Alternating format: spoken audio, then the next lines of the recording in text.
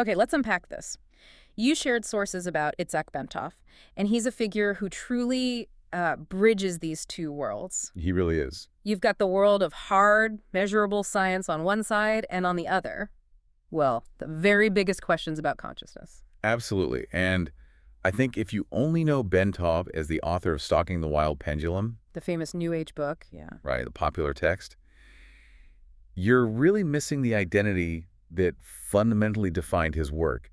He was an engineer first. That's the key part that gets lost. It is. He was the kind of mind that didn't just accept a vague description of something. He demanded a physical device, a calibrated dial, and a repeatable number for something as abstract as vibes. He lived right on that border, didn't he? He did. The lab world, which demands objective, repeatable measurement, and then this inner world where the main instrument is just your own nervous system. Exactly. So our mission today is to follow his blueprint, really, and apply the lens of motion theory to his work. And try to find the actual machinery behind the mystery. The machinery behind the mystery. I like that. To do that, we need to quickly set the stage with the language we're using. Right, the framework. Yeah, we need a solid definition of motion theory because it's how we're going to analyze his models. So when we say motion, we're not just talking about what things do. Like a ball rolling. Right. We're asserting that motion is what everything is. Okay, so the familiar things around us, this desk, the microphone, even Bentov's inventions, what we call an object, that isn't fundamentally solid stuff. Not in this framework, no. It's simply a stable, long-lived pattern of structured motion. Right. It's all held together under a very specific set of constraints. And so time, then, isn't some river flowing past us? Precisely. We're just measuring the duration and regularity of stable cycles across that structured motion. Which means a field. That's always a tricky one in physics. It's demystified here. It's nothing mystical. It's just a motion gradient. A map? A map showing where motion prefers to flow or reorganize itself. It's just the rules of the road for energy. Got it. Okay, with that framework, we can approach Bentov not as some philosopher, but as an engineer trying to map motion and cycles inside the human body. That's the lens. So let's start with the man himself. We really have to look at his background to understand why he became so obsessed with mechanism over, just comforting stories. It's foundational to his whole character. Bentov was born in Czechoslovakia in 1923. And his early life was just shattered by the war. Utterly. Yeah. His entire family was tragically destroyed in Nazi concentration camps. He himself just narrowly escaped the same fate.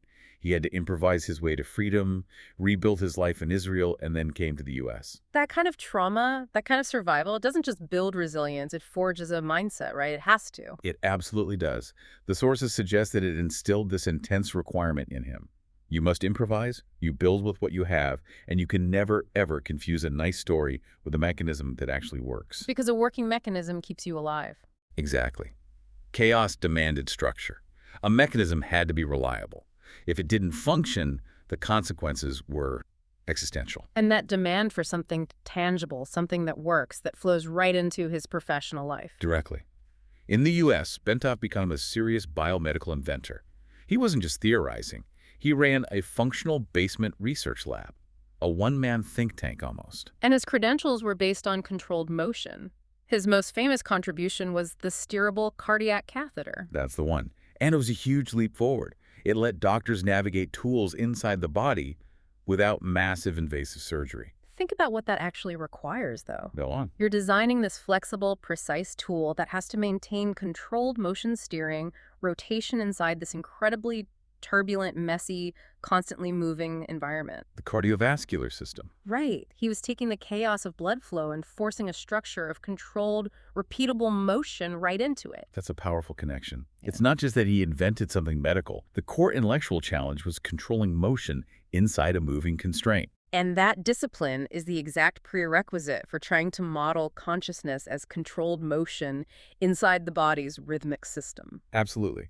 He was perfecting his ability to look at a biological system, define its motion, and then introduce a new controllable pattern into it. This is why his later consciousness work, however you feel about the conclusions, always tried to build a model that you could measure, that you could track. He was looking for the schematics for the soul. Because he believed the soul must have an engine. He didn't want poetry, he wanted the principles of operation. Okay, so let's turn to that central challenge then. The premise of Stalking the Wild Pendulum. He's asking if consciousness can be described as a physical process. Yeah, as a predictable phenomenon that lives in the same universe as feedback, vibration, resonance. Like a heartbeat or a tuning fork? This is the absolutely crucial pivot. If the mind exists, Bentov is arguing, it must be a stable pattern of structured motion. It has to be. It can't be a magical exception. It can't be a ghost in the machine. It has to be motion theory compatible right out of the gate. That insistence is his scientific anchor. And his core intuition, which, modern neuroscience is really starting to validate, is that the body is just this incredibly complex oscillator. And the brain is essentially writing those oscillations. Your entire subjective experience, your attention, your calm, your anxiety, it all changes when those body rhythms shift. Right. I mean, we have all these synchronized rhythms governing everything. Breathing, heartbeat, sleep cycles, the rapid cortical oscillations that drive thinking. But Bentov went smaller. He zeroed in on the smallest motions, the tiny, usually unnoticed body micromotions. Yeah. The things that come from the cardiovascular system interacting with the nervous system. And this is where his engineering brain leads to a really fascinating and, more importantly, testable hypothesis. He didn't just say, feel the vibes. No, not at all. He tried to connect those inner reports of altered states directly to physical mechanical motion. He built instruments. For what exactly? What was he recording? He was recording these subtle internal pulsations. Specifically, he was focused on the mechanical reverberations happening in the aorta. The aorta. Why there? Because the aortic pulse is this massive, reliable pressure pump. When the heart beats, the aorta recoils. Okay. And that recoil sends pressure waves, literal mechanical vibrations down through your whole body. It's like a tiny, continuous internal earthquake generator. So the body is an acoustic chamber. That was his insight. The aortic recoil creates this continuous, measurable internal rhythm that affects your whole physical structure. So if you change your breathing or shift your posture, you're literally changing the internal constraints of that acoustic chamber. Which should measurably alter the recoil pattern and the whole micromotion rhythm. That's the mechanism. That is the mechanism. Bentov proposed that things like meditation and specific breathing patterns weren't just mental exercises. They were ways of mechanically dampening or synchronizing the body's internal oscillations. And he tracked this. He did. He tracked shifts into the alpha brain rhythm range, that state of calm, focused attention. And he correlated that with the entire body entering a synchronized low-frequency motion regime. So the genius here is the testable question. Go on. Do intentional changes in breath and posture measurably change whole body micromotions? And do those changes track shifts in attention and experience? That's a legitimate, grounded, mechanistic attempt to bridge the physical and the experiential. He's using the body as a gigantic, measurable tuning fork. And we have to slow down and appreciate the rigor of that initial question. Before we get into the wilder stuff, we have to see he was trying to measure physical phase locking. He was saying that when you feel calm, it's because your heart rhythm, your breath rhythm, and even that aortic recoil rhythm are starting to talk to each other. Harmoniously, instead of fighting each other in asynchronous chaos. That's the critical insight. It gives us a physical handle on subjective experience. Yeah. But if the mechanism he proposed was so compelling, so testable, why did he end up getting this controversial label? Why the Wu tag? The problem wasn't his initial measurements of the body. In some ways, he was way ahead of his time on things like biofeedback and heart rate variability research. So where did it go off the rails for the scientific community? It was the massive cosmological leap he made right after establishing those measurements. The whole universe is a giant standing wave idea. Precisely. He jumped from my nervous system synchronizes measurable micromotions when I meditate, all the way to, therefore, the universe is a holographic standing wave, and consciousness is the observer. That's a big jump. It's a huge jump. And that single bound, from the microscopic to the cosmic, is where the conversation broke down.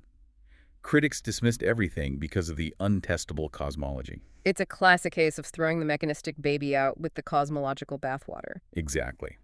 But regardless of his universal theories, Bentov's lasting contribution, the part that motion theory really holds on to, is his sheer insistence on mechanism. He kept pointing at motion and demanding to see the underlying clockwork. And that insistence is so vital today, because modern science is. It's awash in abstract language. We talk about information, computation, emergence. Right. And it's very easy to use those labels and quietly sidestep the hardest question. What is physically moving when the brain computes? Bentov, for all his eccentricities, forced that question back to the front. Okay, so let's apply that mechanistic rigor to inner experience. Using this framework, when a person meditates, what is fundamentally changing? Well, we can say with confidence, it's not a change in some mystical energy field outside the body. It's a measurable shift in structured motion within the body. Exactly. Breathing patterns stabilize into longer, slower cycles. The autonomic balance shifts toward parasympathetic dominance. The brain's prediction networks operate differently. And this is crucial. The sensory gating mechanism adjusts You're less reactive to noise. because your internal systems have achieved a more stable, synchronized rhythm. And when someone reports what they call expanded awareness, that isn't magic either. It's another physical state of motion. It's just a different stabilization regime in the brain. Instead of narrowly focusing all your neural motion on one task like worrying about a deadline, which is high-frequency locked motion, Right. you get a broader, slower, global integration. The coupling between what you perceive and what you're simulating internally, it loosens. It changes its phase relationship. It's the difference between a high-speed sprint and a very smooth, slow glide. That's a great way to put it. So Bentov's life was really this smooth continuum, from engineering controlled motion in a blood vessel to modeling it inside the entire biological system. That's right. And this brings us to the ultimate application of this mindset. It's one of the biggest questions in physics and philosophy, one that the physicist Edward Witten asks. What is physically happening when we think we know something? Which we usually think of as, a file stored in a mental database, a label. But motion theory and Bentov's focus on synchronization totally redefines that. Knowing is not an abstract label. It is a physical state the nervous system reaches. A physical state. When you know something, your brain has successfully formed a stable, highly synchronized predictive pattern. This pattern takes the messy world and compresses it into a simple internal model. And it can successfully anticipate what's going to happen next. It anticipates sensory motion, and it can be recalled and reused without the pattern just falling apart. It's efficient. So knowing is a local victory of synchronization. The scattered neural bits of data suddenly cohere into a reusable, stable pattern. And that aha moment, that feeling when a concept just clicks into place, that is the physical sensation of your brain's motion achieving a stable, low-energy state. It's the physiological experience of cognitive stability. And confidence, then. What's confidence? Confidence isn't spiritual certainty. It is simply the brain's ongoing physical estimate of how stable that synchronized pattern is under challenge. How well will it hold up when new data comes in? This framework gives a really concrete explanation for why people can be so intensely and confidently wrong. It's the stability mismatch. A pattern can be intensely stable and highly synchronized inside your skull. It feels right. It feels true. It gives you that powerful, visceral feeling of conviction. The internal pattern feels robust, but that internal stability can be completely mismatched to external reality. So the feeling of certainty is purely internal. It comes from the synchronization, not from the accuracy. Precisely. You've formed a strong, stable prediction, and your brain is rewarding you for that energy efficiency with confidence. But external reality doesn't care how synchronized your belief feels. Reality will smack it with new data. It will, and the prediction fails. The pattern is then forced to either adapt, reorganize, or shatter completely. That's the basis of all learning and unlearning. Wow. That connects the body's micromotions all the way up to the mechanics of belief. Yeah. So what's Bentov's ultimate legacy in all this? His best contribution was being a necessary bridge builder. He insisted on creating a tangible connection between inner experience and outer physics. Most thinkers stay in one camp or the other. They do. He dared to connect them. And the rules for that bridge, seen through motion theory, are clear.